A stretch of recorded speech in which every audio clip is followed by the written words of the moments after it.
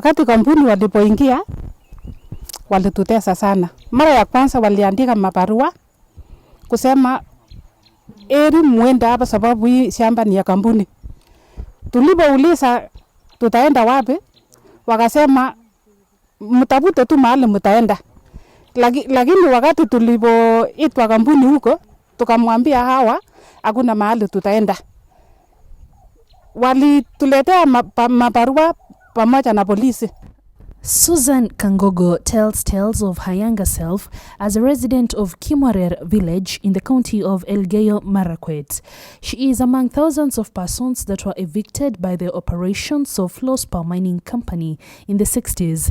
The company was strategically located to take economic advantage of the huge fluorite deposits here. Back then, it was run by government, but years on, it would change hands to be owned by powerful individuals in the Moi regime. Wakati hii kampuni ilipoingia hapa tulipata tabu mingi sana. Ukilima shamba kidogo anasema ati wanalima shamba ya kampuni. Mimi nilistaki kusema nilima shamba ya kampuni. Nikamata ukili yangu naenda kununuliwa mpaka naharibika kabisa. Nikipika huko natokana mimi. Mzee Sawe is now in his 70s. He recalls his first encounter with the administrators of flourspar mining company, which he narrates as a nasty one. His is a similar narrative of a majority of residents here. The entry and continued expansion of flourspar mining company saw more and more residents displaced to the inhabitable areas of the Kerio Valley to create space for the economic giant. The fight for compensation would start at village conversation levels here, but word that the company was owned by a powerful cabinet minister in Moi's regime, so the compensation remained just that, village talk.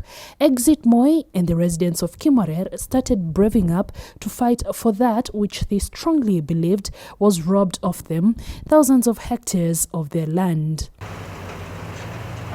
Enter Kibaki's administration and hopes were high. Even lists of possible persons to be compensated were put up. 10 years on, not a single coin was released by government to compensate residents. Flourspar Mining Company has been closed for 2 years now, attributing its closure to the penetration of cheaper flourspar from the east, with China and Vietnam proving too competitive. The product, mainly used in refrigeration and production of aluminium, ornamental carvings and jewelry production, is found in large deposits here in the Kerio Valley. We were totally dependent on the world markets and world pricing, so we are very closely monitoring both of those. And in the event of there being a recovery, the company will definitely recommence its operations and start up again. With operations fully stalled here and gates closed, residents' only hope of having their plight addressed is seeking a political solution. But that now has turned into a rhetoric rather than action. Just before the last general election, residents of Elgeyo Marakwet County did threaten to withdraw their support for the Uhuru Ruto candidature owing to lack of compensation for the flourspar land victims 40 years on. Jubilee would move quickly to calm the brewing storm, with Elgeyo Marakwet Senator Kipchumba Murkomen leading a high delegation from government to a public baraza where he promised quick action from the national government. Weeks later, President Uhuru Kenyatta visited the neighboring village of Chepkorio and promised the residents would be compensated. After Jubilee captured power, no word has come from the government. Now in hopelessness, residents will occasionally hold such barazas to try and figure out what next. But the barazas keep getting smaller.